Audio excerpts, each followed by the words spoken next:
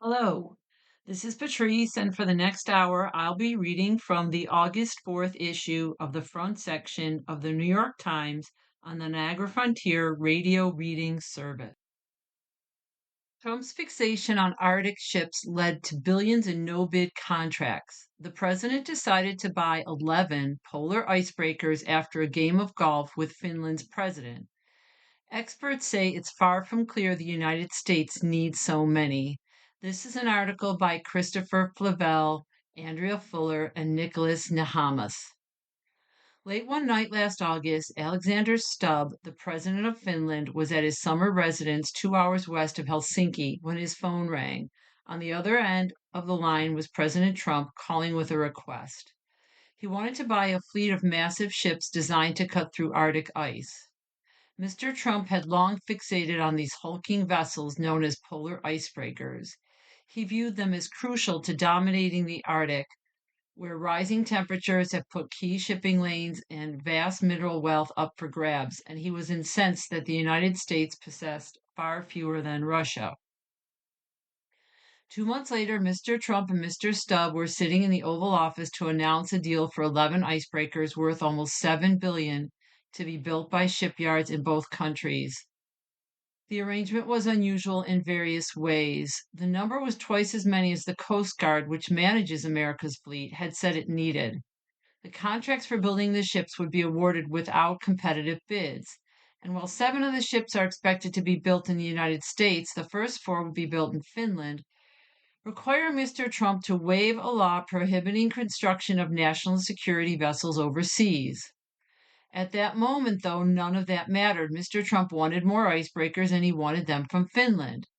Other countries have more than we do, Mr. Trump proclaimed as he sat with the Finnish leader, and we're buying the finest icebreakers in the world. The story behind Mr. Trump's personal intervention in Coast Guard ships provides new insights into how his administration has cut corners and flouted rules in pursuit of projects that suit the president's desires, regardless of whether they fit any broader strategic rationale. The reliance on no bid contracts, usually reserved for highly specialized or urgent needs, mirrors other Trump driven projects ranging in scale from the renovations to the Lincoln Memorial Reflecting Pool to a $1.3 billion deal to build a migrant detention center. A New York Times examination of the Coast Guard deal found it relied on personal appeals from Finland's president, Mr. Trump's own view of what constitutes national greatness, along with a fascination with polar icebreakers dating back to a chance encounter in Finland long before he would ever run for president. It also came with no plan to pay for the infrastructure required to support the 11 new ships or the crews to sail them. Those costs are likely to reach into the billions, according to Coast Guard documents. Much of the funding is set to come from money set aside for border security in the Republican spending law passed last year, the One Big Beautiful Bill, which gave the administration wide latitude to pour billions into its priorities with little oversight. To justify no bid contracts for icebreakers, the Trump administration invoked a rarely used exemption claiming the awards are in the public interest, allowing the government to skip competition while saying little publicly about its rationale. We haven't seen any information or analysis to justify the 11 or to assess the long term affordability of these decisions, said Shelby S. Oakley, Director of Contracting and National Security Acquisitions for the nonpartisan U.S. Government Accountability Office. The Coast Guard, she said, risks ending up like a lottery winner who spends all their money buying the mansion and then goes broke once they realize they don't have the money to maintain it. Administration officials broadly defended the ships as essential for national security. Polar icebreakers allow the Coast Guard to maintain what it calls presence in the Arctic, monitoring foreign vessels operating in the region's increasingly strategic waterways. President Trump is restoring America's status as a great Arctic power after previous administrations allowed our ships in Arctic capacity to rust and decay. Allie McCandless, a spokeswoman for the White House Office of Management and Budget, said in a statement, the commandment of the Coast Guard the Commandant, I believe, of the Coast Guard, Admiral Kevin E. Lundy, said the service abided by laws and regulations to ensure appropriate stewardship of taxpayer dollars. The number 11 came directly from the president, Admiral Lundy told the Times. He said the Coast Guard provided input, but added this was the president's number and the president's. Again, that article is one of probably many articles I'll read today that I've shortened. They're very long if I read them all. If you'd like to hear the entire article, call 716-821-5555.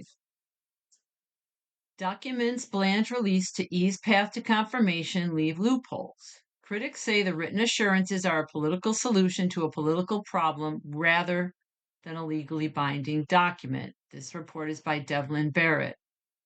A pair of documents issued by the acting Attorney General Todd Blanche that narrow or dissolve aspects of a deal to resolve President Trump's lawsuit against the IRS have met the demands of two Republican holdouts.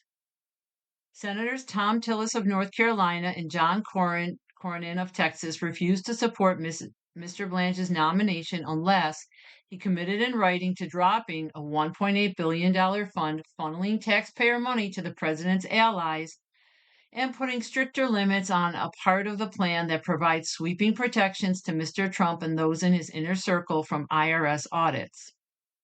Critics, however, say the written assurances are a political solution to a political problem rather than a legally binding document.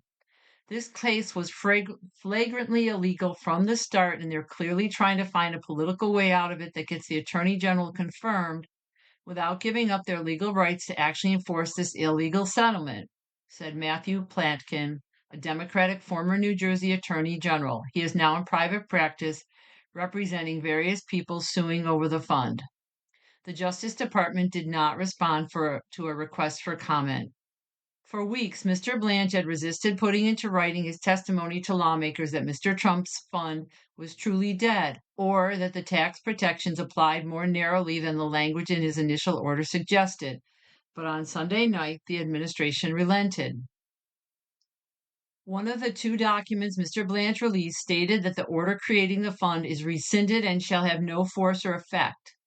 The second document limits a provision that gave broad protection to Mr. Trump, his relatives, and related or affiliated individuals from tax audits. The new written order from Mr. Blanche says that the provision only covers the president, two of his sons, and his company, and that it applies only retroactively. Mr. Tillis and Mr. Cornyn said in a statement that the documents assuaged their concerns, ending in an intra-party stalemate that had stalled Mr. Blanche's confirmation process for days. The senators added that they believed the department had acknowledged in a binding written order that the audit protections were limited, addressing concerns that multiple of our Republican colleagues share. Mr. Platkin said that was clearly not the case. He pointed to the original wording of the documents that created what Democrats have called the slush fund that could be used to pay convicted rioters of January 6, 2021, and other supporters of Mr. Trump who have been investigated, prosecuted, or claimed to have been mistreated by the federal government. The original terms of the documents creating the fund said it may be modified only with the written agreement of the parties, a reference to Mr. Trump, his sons Eric and Donald Trump, the Trump Organization, and specific government agencies. The creation of the fund elicited legal challenges in part because it was drafted by private lawyers for Mr. Trump negotiating with lawyers in the Trump administration. The deal was meant to settle Mr. Trump's lawsuit demanding at least $10 billion from the IRS over the leak of his tax returns years ago. It was also meant to settle Mr. Trump's claims made directly to the federal government for $230 million in compensation for past FBI investigations of his conduct. Mr. Blanche and others have argued that judges had no authority to review how it was created or its terms. Mr. Blanche's order, however, is a government document signed only by him, so absent any a new executed agreement that they enter into, all this is meaningless as a matter of law, Mr. Platkin said. For one, an order from the Attorney General can be reversed by a future order from an Attorney General. So in theory, the fund could be revived by the same type of document written anytime after Mr. Blanche is confirmed. Senator Adam Schiff, Democrat of California, echoed those concerns in a statement asserting that the new written promise did not prevent the administration from bringing the slush fund back from the dead next week. He noted that it still leaves vague who and what is covered by tax provisions. How Democratic Socialists are wrestling with their next moves. After notching primary victories, DSA members in Chicago debated whether socialist candidates should be free to distance themselves from goals like abolishing prisons as they chase more seats this fall. This article is by Kellen Browning. When a leader of the Democratic Socialists of America recently appeared on Fox News Sunday and enthusiastically affirmed the group's platform, including goals such as eliminating the U.S. Senate, working toward abolishing prisons, Democratic strategists wrung their hands and Republicans licked their lips. Acknowledging such aims, both parties predicted could hinder progressive candidates and other Democrats painted with an extremist brush in the midterm elections. At the DSA's National Summit in Chicago over the weekend, many Democratic Socialists who had seen the Fox interview felt something different: pride. You're going to have to consistently push and advocate for things that people don't think until they think it, said Shanpreet Singh, a DSA leader from Seattle.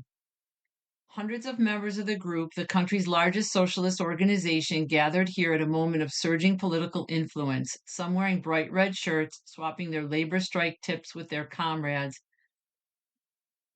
sharing voter turnout strategies and admiring far left merchandise, guillotine earrings, landlords suck, pins, and red roses, a symbol of the group.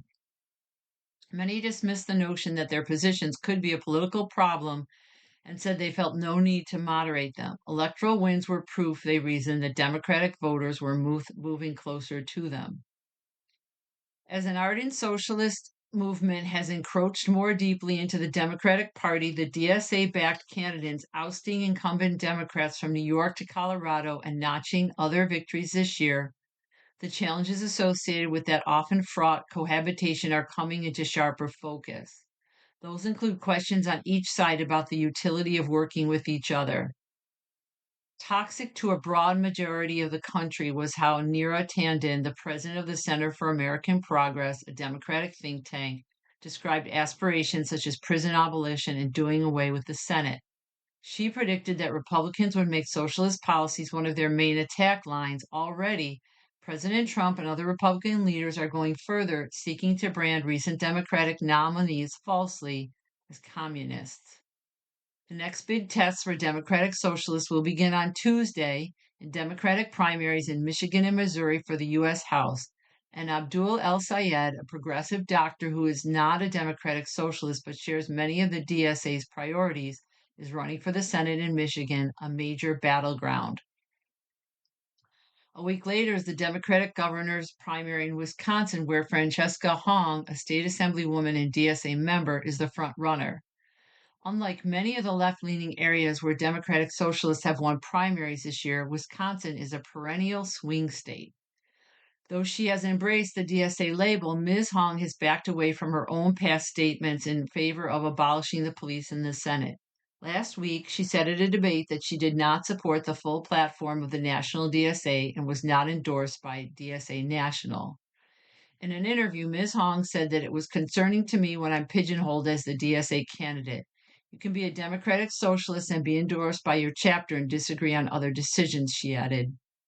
No one interviewed at the summit suggested the DSA back away from its core ideas, but there were plenty of disagreements over whether the candidates supported by the organization should be required to be open about their socialist affiliation and strictly adhere to every priority in the group's recently updated platform, or if the DSA should allow them some distance as they try to appeal to skeptical voters.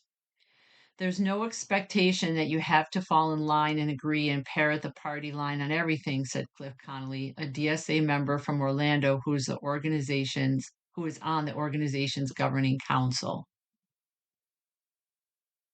Some appeared to feel differently. I believe that if she had read the platform and actually knew what was in it, she wouldn't disagree with any of it, Michaela Brangden, a DSA leader in New Jersey, said of Ms. Hong. Again, this article has been abbreviated. Number to call 716-821-5555 to hear it entirely.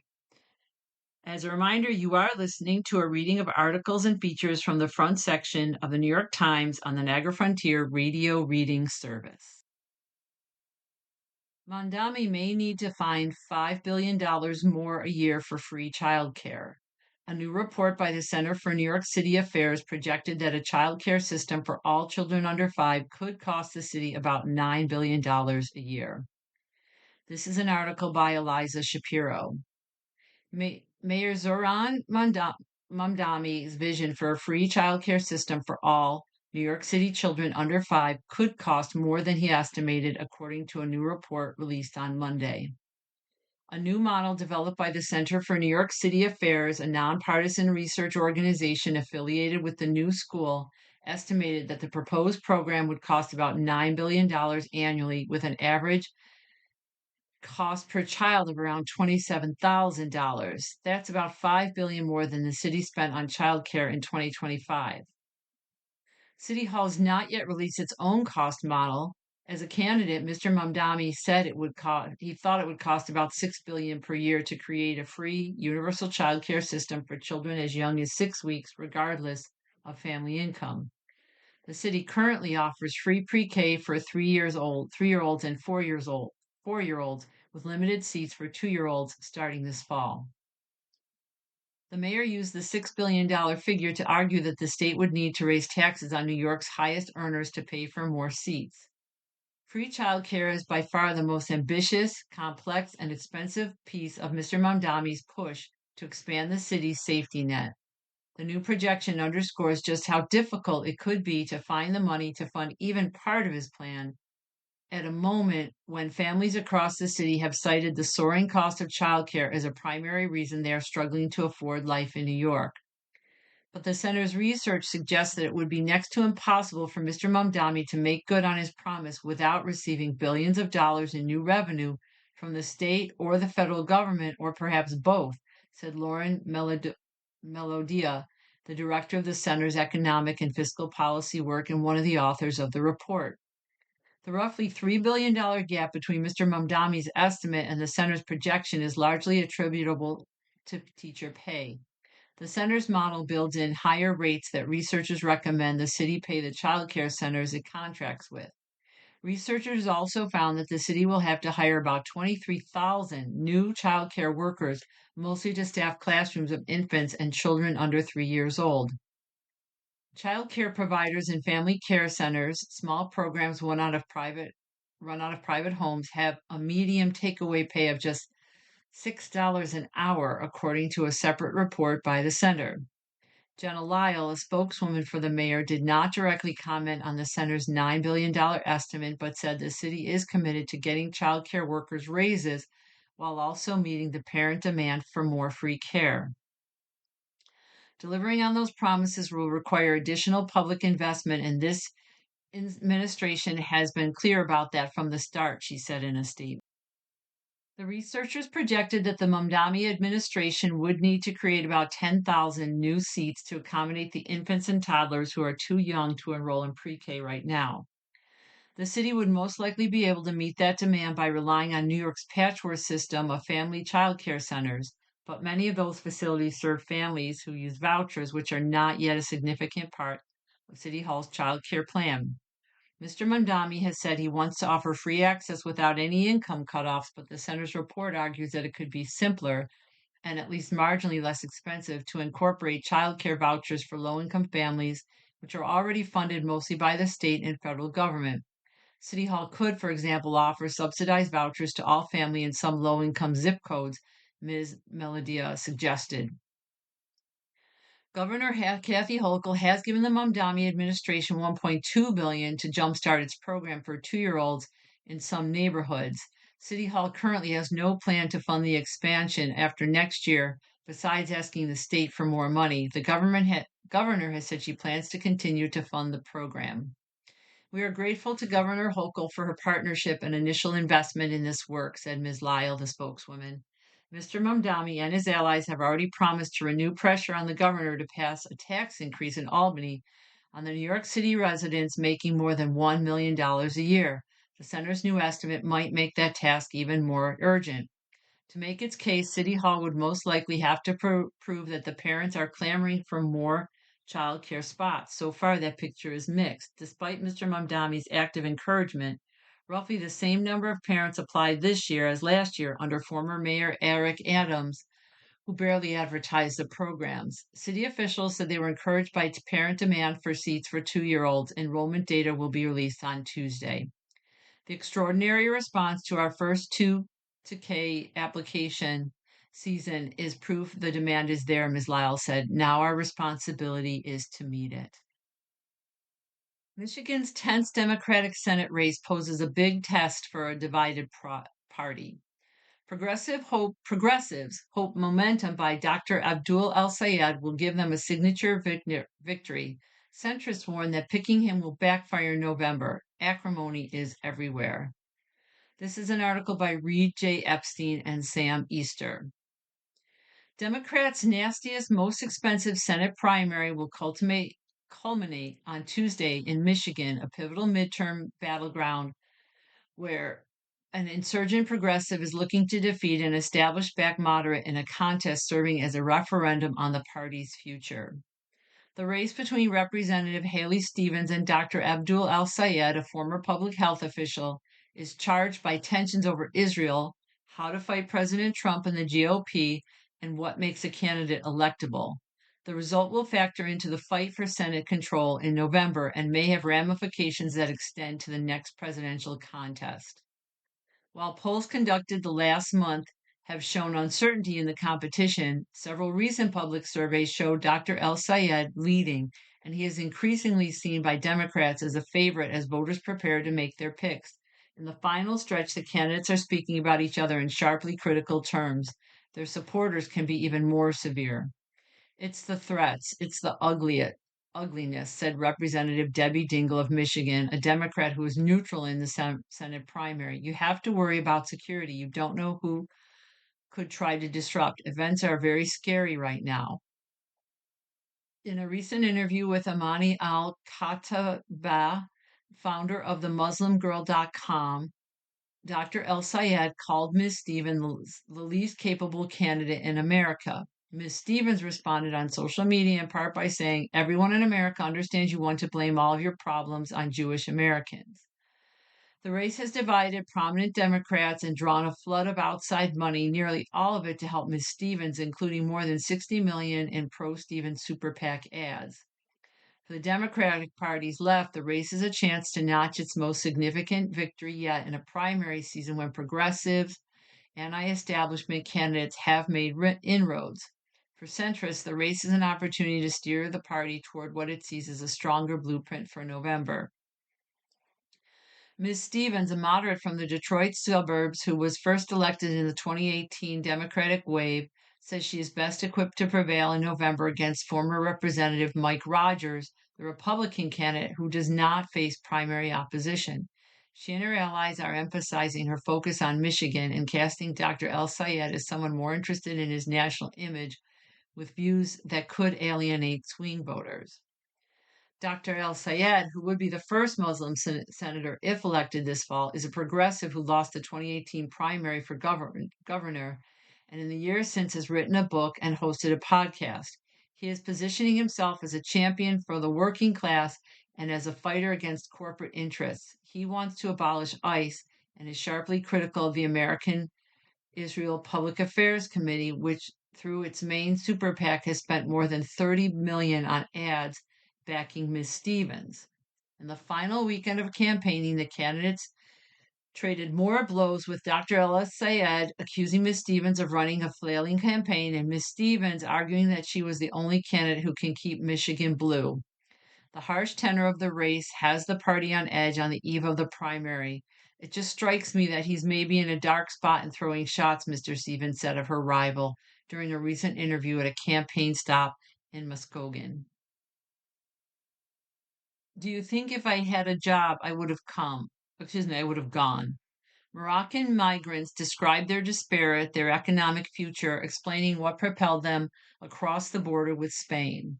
This is an article by Ben Hubbard and Ida Alami.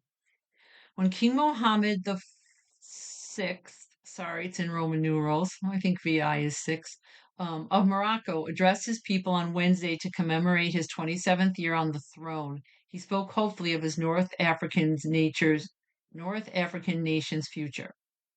Morocco, he said, was safe and stable with a growing economy making strides in tourism, investment, and manufacturing. This is a pivotal moment in our nation's development, the 62-year-old monarch said, a time when confidence and optimism should prevail over despair and frustration. Over the next 2 days, however, tens of thousands of his citizens tried to escape the country. Driven by a bleak sense of their prospects in Morocco, they braved confrontations with police and dangerous swims in the sea to reach the Spanish territory of Ceuta, Ceuta, I'm guessing how to pronounce that, hoping for better lives. I tried to work and have a job and make a living, but there is nothing for me here, said Mohammed Kanami, a 21-year-old construction worker who had been forced back to Morocco. If I don't leave this country, there is nothing that will save me. Mr. Kanani is part of a sudden exodus that began on Thursday when 50 to 60,000 migrants began forcing their ways into Ceuta, a tiny Spanish territory on the North African coast. By Saturday, many of the migrants had left, lacking food and water, and the Spanish security forces expelled others, but not before the crisis had given the far right politicians across Europe new ammunition to blast their opponents' views on immigration.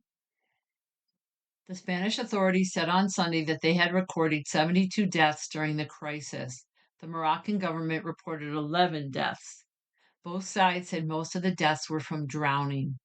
Before the startling scenes of chaos at the border, the Moroccan government had much to celebrate: investments in logistics and industry, preparations to co host the Men's World Cup in 2030, and strong relations with President Trump, who has lavished the country of 38 million and its monarch with praise. But the Ceuta crisis exposed a deep dismay among its young people who, when faced with scant job opportunities, recurrent droughts, and frequent arrests of government critics, chose to vote with their feet and get out. Do you think if I had a job I would have gone? Snapped Alam Al Adnan, 22, when asked where she had worked before she set off for Ceuta. She sat in the sun near the border on Sunday, looking exhausted. She had swum to the territory with her 4 siblings, including her 8-year-old brother, she said. In Ceuta, they hid in a forest but got hungry, so she went to look for food, got detained, and was sent back to Morocco. Over the weekend, thousands of the returned migrants, most of them young Moroccan men, wandered the streets of the Moroccan town of Fenedje. Sorry, I don't know how to pronounce that. Resting on sidewalks and sleeping in open lots. Most wore t-shirts and sandals and carried a few possessions, if any.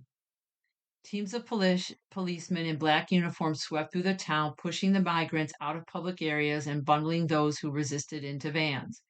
Outside of the town, dozens of buses stood near a gas station filling up with captured migrants who would be ferried back to their home regions. Anxious relatives of migrants who had set off for Ceuta had never returned, sat along the road hoping for news. When groups of newly returned migrants walked by, the relatives would show them photos of their missing loved ones in case anyone had seen them. Abdul Khalek Muma and his wife Kartar Alalej asked about their eldest son, Saeed, 18. He had recently finished high school but had not been accepted to university programs in engineering, aviation, and architecture, his father said. He wanted to study in Europe, but the family could not afford it. When the family saw the news on social media that migrants were entering Ceuta, the parents drove their son to the border, they said, hoping this would be his chance. They hadn't heard from him since. Other people went to Europe and benefited from it, said Mr. Mahmoud, 50. We already wasted our lives in Morocco. We don't want him to. The migrants' determination to leave made it clear that Morocco, often considered a North African success story, has failed to deliver hope for many of its youth. The country is politically stable, attractive to foreign investors and tourists, and a valued partner of the United States. That relationship has deepened since Mr. Trump's first term, when Morocco joined a small group of Arab states that established diplomatic relations with Israel. In tandem, the Trump administration endorsed Morocco's claim of sovereignty over Western Sahara, a disputed On a back street in Venedig, Mohammed Saeed, 36, said he had come to the coast with those headed for Ceuta. He had quit school after seventh grade and worked in construction, but had not found stable employment. By the time he reached the border, he said chaos reigned, with cars on fire and migrants clashing with security forces, so he had hung back. He had tried to swim to the territory twice last year, he said, but the Moroccan authorities stopped him. This time, he had come prepared with a can of tuna, some crackers, a phone charger, comb, two extra t shirts, and a plastic sleeve for his cell phone, all in a plastic bag. I'll try again, he said. It's in God's hands. You are listening to a reading of articles and features from the front section of the New York Times on the Niagara Frontier Radio Reading Service. Asia's tourist hotspots are missing a staple: Europeans. Soaring airfares and disruptions to Middle Eastern travel hubs are keeping many travelers away from destinations in Cambodia, Thailand, and Indonesia. This is an article by John Yoon and Muktida Suaratono. Kon Moni normally shuttles at least 4 groups of tourists on his tuk-tuk to the ancient stone spires of Angkor Wat in Cambodia each week, but in all of May he did not get a single customer. He blames the war raging more than 3,000 miles away in the Middle East. Since the United States and Israel attacked Iran in late February, airfares have soared, doubled on some routes, and the fighting has repeatedly disrupted flights at the commercial aviation hubs of Dubai and Doha. While the tourism industries of Cambodia, Indonesia, and Thailand have largely been resilient because of regional travel, some towns and cities that rely on European travelers have suffered. Many European tourists have canceled trips to those hotspots in favor of holidays closer to home in recent months, travel industry officials said. This has imposed immense financial difficulties on Mr. Cohn, 30. Each time he prepared his 7-month-old baby's formula, he said he used 1 scoop of powdered milk instead of the recommended 2.5, so he could stretch a can from 10 days to 3 weeks. I worry that my daughter is not healthy because I cannot give her enough milk like before, said Mr. Cohn as he looked out across a quiet street in Siem Reap, a major tourism hub in Cambodia. The fallout from the war is the most jarring disruption to Southeast Asia's vital tourism industry since the COVID pandemic, according to travel industry officials. In Cambodia, international arrivals in the first 3 months of this year declined by 45% compared with the same period last year, tourism officials said. Mr. Cohn said that he used to earn an average of about 82,000 Cambodian rial, or $20 a day, ferrying visitors. That has now dropped to less than $5 a day. Businesses at Siem Reap Angkor International Airport have slashed work hours. Lam Lan, 25, a cook at an airport restaurant, said his shifts had been cut from 30 days a month to around 20 days since March. His monthly earnings dropped from $250 to less than $150. After factoring in gasoline costs and debt payments, Mr. Lam said he had just enough to buy soy milk for his 1-year-old daughter while his wife was pregnant with their second child. I am worried about my second baby because I do not have money saved for his birth, Mr. Lam said. Kron Kim Sang, 59, a tour guide who has led Spanish speaking travelers through Angkor Wat for more than 30 years, said he was making 35% less than what he did before the Iran war started. To compensate, he started growing vegetables and raising chickens to reduce his food expenses. My income now is only enough for survival, he said. In neighboring Thailand's Pangao province, there is a similar crisis. Hotel bookings there have dropped by about 50% since the war began, local officials said.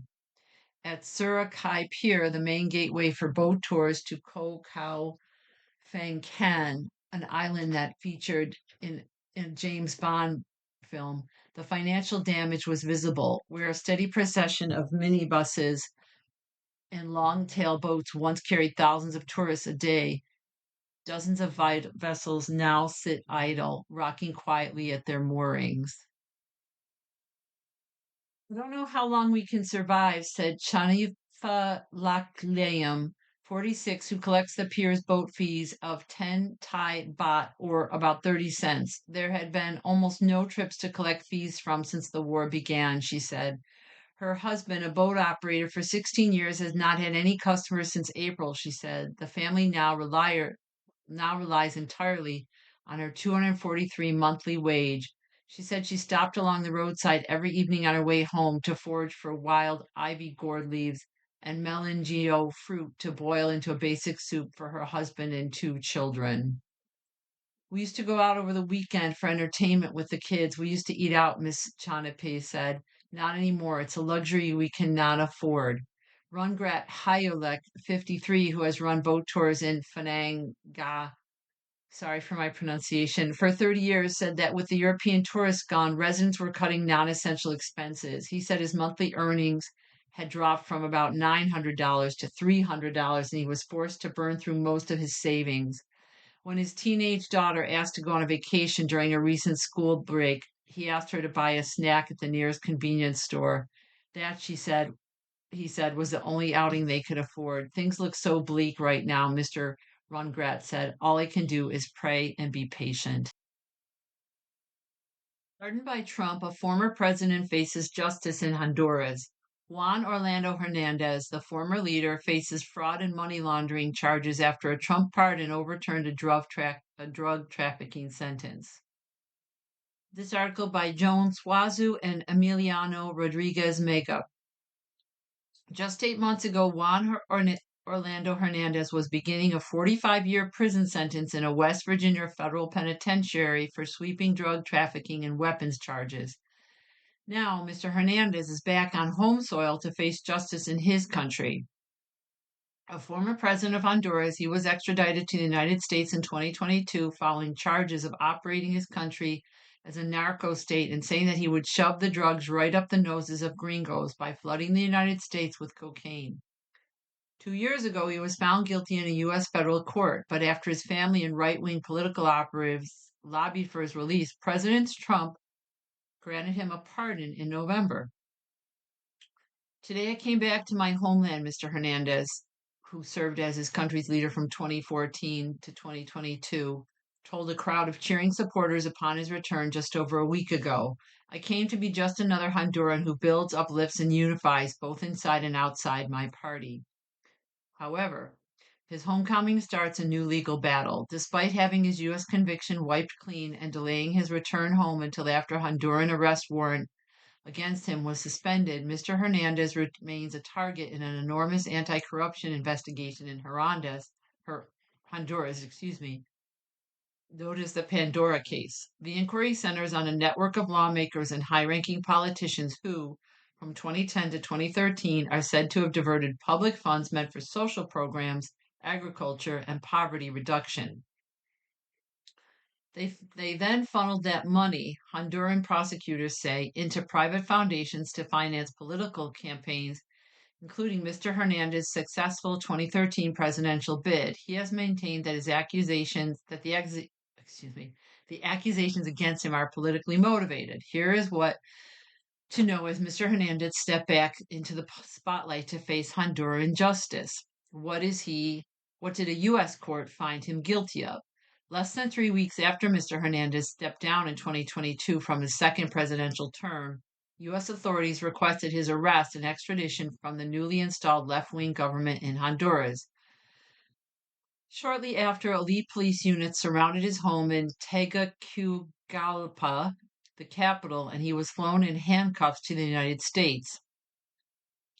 In 2024, a federal court in New York found Mr. Hernandez guilty of using Honduras as a primary transit hub for 400 tons of U.S.-bound cocaine and authorizing the use of machine guns and grenade launchers to protect a drug trafficking emporium.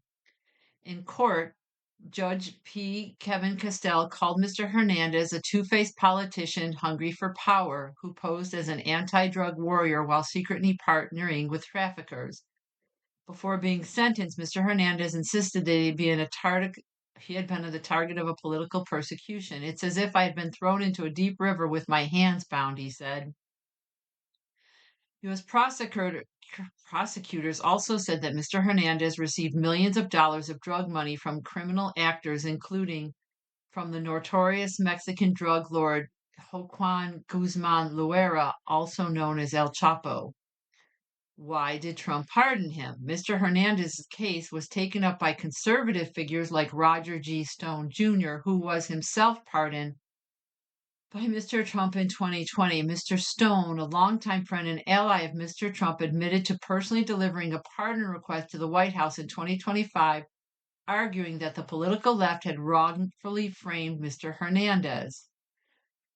So the investigation into Mr. Hernandez's ties with drug traffickers primarily took place during Mr. Trump's first term. The White House said he had been set up and targeted because he was opposed to the values of the Biden administration. There was virtually no independent evidence provided. Mr. Trump's press secretary, Carolyn Levitt, told reporters after the pardon in December, adding that Mr. Hernandez's conviction relied heavily on the testimony of admitted criminals seeking reduced sentences.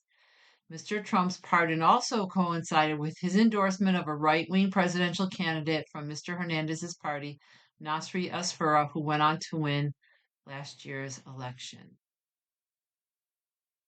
A marijuana giant that won over Trump has found enemies closer to home. Concerns about polluted water and excessive runoff and the pervasive smell of cannabis in a small Florida town have made the company Trulieve the target of local criticism and state investigations. This article is by David Oval. The watermelon farms and cattle pastures disappeared years ago from tiny Wakena, Florida. Now it's known for something else, the pungent odor of marijuana emanating from a sprawling grow operation run by Trulieve, a cannabis industry giant.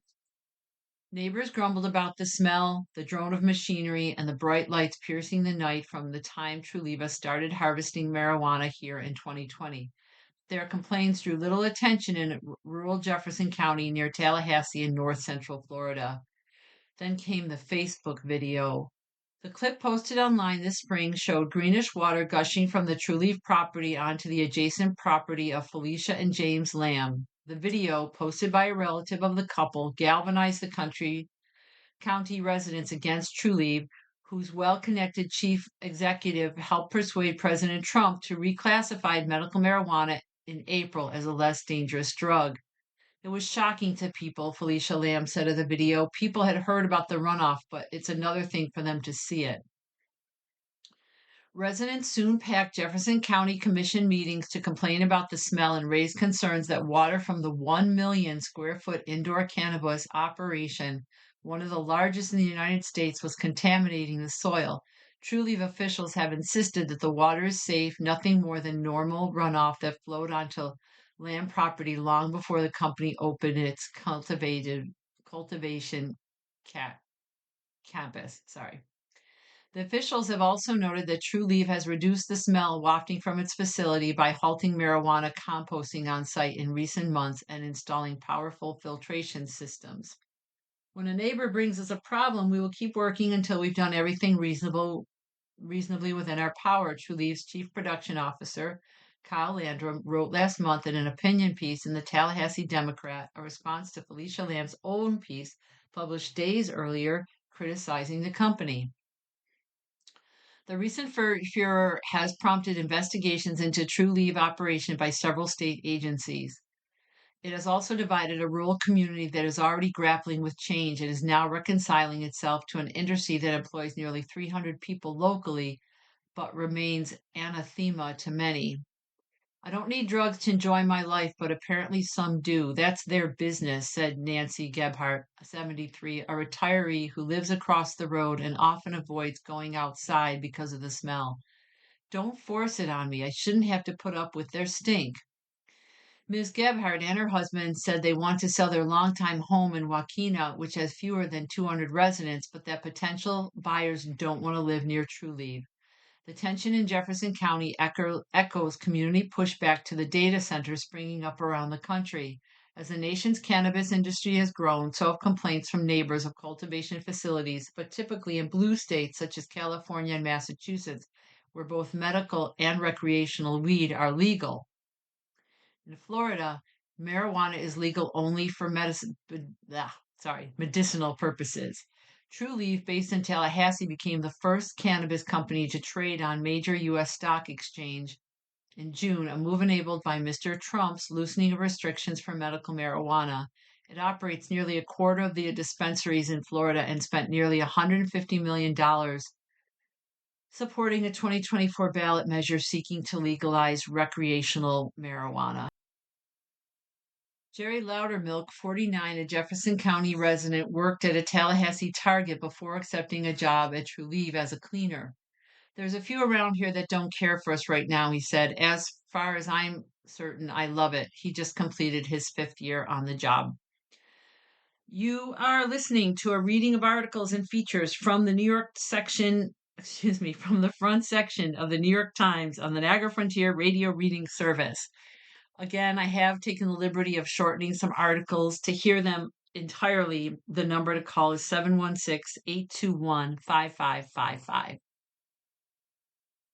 Trump's meddling in the Justice Department causes problems of his own making. In the past week alone, President Trump's interference has imperiled one criminal case, set the stage for sanctions in a second, and hindered the confirmation chances for his pick for Attorney General.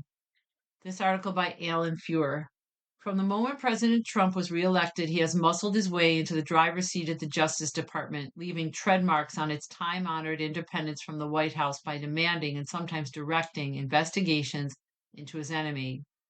But his tight grip on the steering wheel has often threatened to lead the department off a cliff.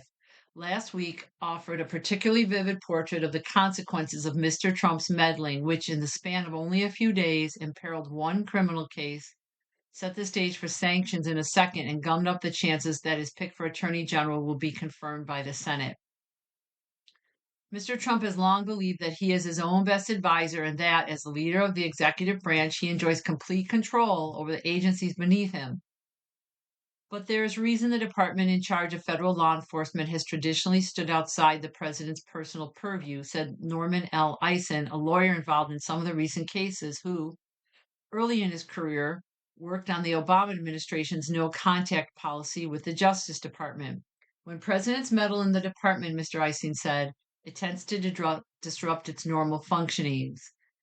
The problems began last week on Wednesday when lawyers for James B. Comey, the former FBI director, filed court papers revealing that Secret Service agents who questioned their clients about a photograph he posted showing seashells on a beach arranged to read 8647 were ordered to quickly send a summary of the interview to Mr. Trump on Air Force One. The interview was a hot topic on the plane, and the president was very interested, the filing said. In fact, it added Mr. Trump wanted to use the agent's notes as fodder at a coming media appearance, even though they presumably contained sensitive and unverified investigative information. The request for the notes was a shocking breach of the distance that most presidents have kept from the day-to-day oversight of criminal investigations and indicated the intensity of Mr. Trump's personal involvement in the pursuit of Mr. Comey, one of his most rivaled political adversaries. But his insistence on interfering with the case could come back to haunt him. After all, Mr. Comey's lawyers pointed to the episode as evidence that the Justice Department had indicted him on charges of making threats against the president only as an act of retribution. If that claim is proven true, it would result in the case being dismissed. Mr. Trump's intrusive instincts also played a role last week in the demise of another criminal case, one that accused the former Olympic canoeist David Hearn with vandalizing one of the president's pet projects, the Lincoln Memorial Reflecting Pool. When Jeanine Pirro, the U.S. Attorney in Washington, announced that the indictment of Mr. Hearn last month, she made it clear the charges had been brought, at least in part, because Mr. Trump wanted them. This is not only a priority for the president, she told reporters, but for myself. On Friday night, however, the case fell apart in a spectacular fashion. Ms. Pirro, in a court filing, suddenly acknowledged that the new information from Mr. Trump's Interior Department had made her realize that shoddy construction, not anything that Mr. Hearn had done, caused the problems with the pool's lining.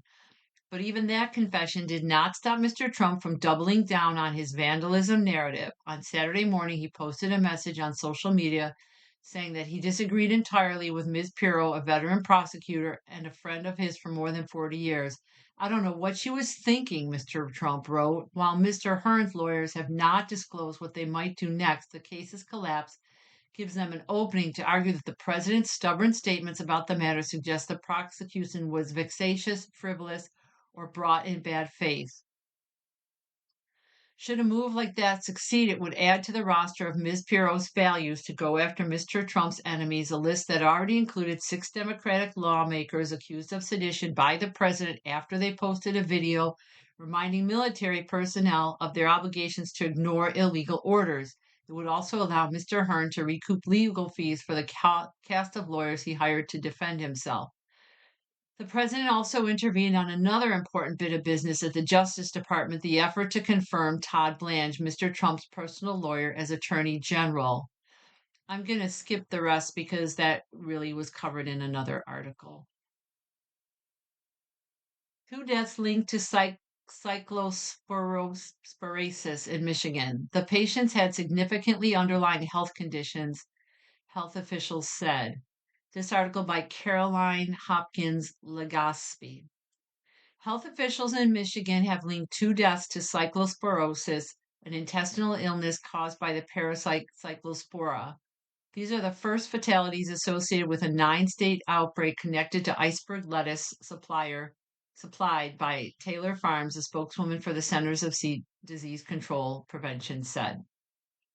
Both of the people who died had significant underlying health conditions that may have been impacted by cyclosporosis and dehydration, according to an update posted to the Michigan Health Department's website. Michigan, which is at the center of the 9-state outbreak, has reported 11,234 cases and 193 hospitalizations.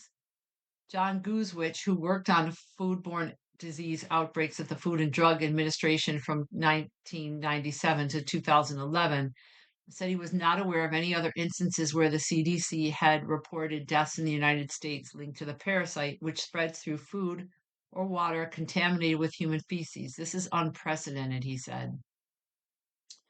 The infection, which causes severe diarrhea that can last from a few days to a month or more, is typically treated with antibiotics.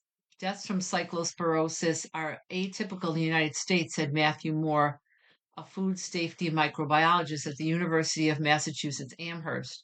But lengthy bouts of diarrhea can be dangerous for vulnerable groups, including infants, older adults, and those who are pregnant or have weakened immune systems. The deaths come during the worst year on record for cyclosporosis in the United States. Since May 1st, the CDC has confirmed or is investigating more than 18,000 cases in 45 states and has reported 423 hospitalizations. Health officials in Michigan say they are cautiously optimistic that the outbreak in their state is starting to wane, though. During the weeks that began on July 13th and 20th, Michigan reported around 3,500 new cases per week. Last week, the state's health department reported just over 2,000 cases.